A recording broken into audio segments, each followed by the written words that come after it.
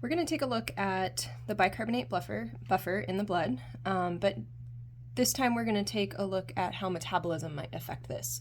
So earlier we had looked at this same buffer, and we had looked at how respiration could impact this buffer. And so here we were saying that the changes in CO2 were the cause of whatever equilibrium shifts. So when we talk about metabolic changes or causes, we're going to focus again on H plus here. But we're going to think about changes here being the cause of equilibrium shifts left and shifts right. So let's kind of take a look at this mindset. It's still the same system. We're still thinking shift left, shift right, but now we're just looking at a different starting point.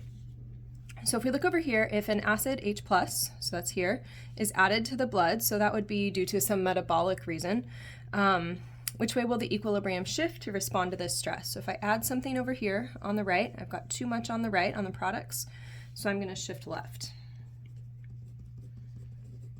And then if that H+ is added to the blood, we can think about which buffer ingredient is going to neutralize it.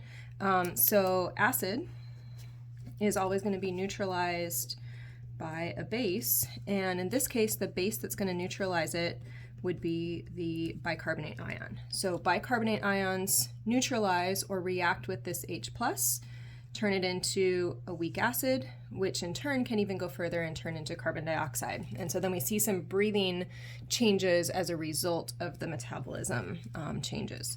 This one's a little bit harder to think about. So if a base, hydroxide, is added to the blood, how will it affect the H+, and which way will the equilibrium above shift? So here we said if we had more H+, we shift left. I want to think about hydroxide being added to this H+. Those two ions are very likely to react with each other. Strong, favorable action.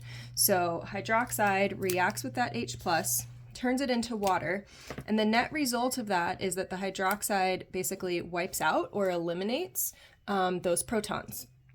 And so we could say that the hydroxide ion removes H+. And now it's in a language that we've heard before. Because I'm removing that, I need to shift to replace it. So shift right to replace that H+, because the hydroxide has neutralized it. So if we add a base to the blood, we're thinking about, okay, what is going to neutralize it? We could say that it's going to react with this H+, but another way that you might talk about that is over here we had the conjugate base, the bicarb, neutralizing acid. And over here when I add a base, then I could say that my weak acid, which in this case is the H2CO3, is going to neutralize that added base, okay? But this is really the simplest way to think about removing and the resulting shift. So just like we did when we had the respiration changes, we can apply this to some real-world situations. So let's try that with one, and then you can try it with the other. So changes in metabolic acid production can affect pH, and the buffer system is going to respond to keep the blood pH stable. So if you are fasting, starving, or have uncontrolled diabetes, you might have extra acid due to the metabolism of fat. So we have extra H+. We always have our focus on what's happening to the acid here. So if I add extra acid, initially this acid product goes up, and so as a result, blood pH will drop, okay? So our blood is more acidic. Now, our body says, that's bad, okay, I have all this extra acid I don't want. So how would our equilibrium shift to fix this change? So if pH is too low, if I've got a lot of this H+ here, then to shift to fix that, I want to get rid of some of that H+, so I want to shift to the left. That makes sense? So if I have too much of this, to undo that, I'm going to shift to the left. So I would say that I shift left, and in doing so, I will remove some of that extra H+. And then this says, how do the concentrations of H+ and CO2 change due to this shift?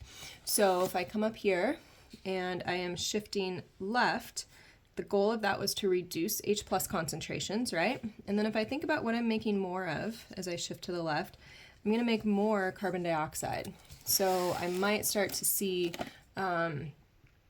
maybe higher carbon dioxide levels in the blood, for example, or some faster breathing. So how do the concentrations of H plus change? H plus after the shift will decrease, hopefully back to normal.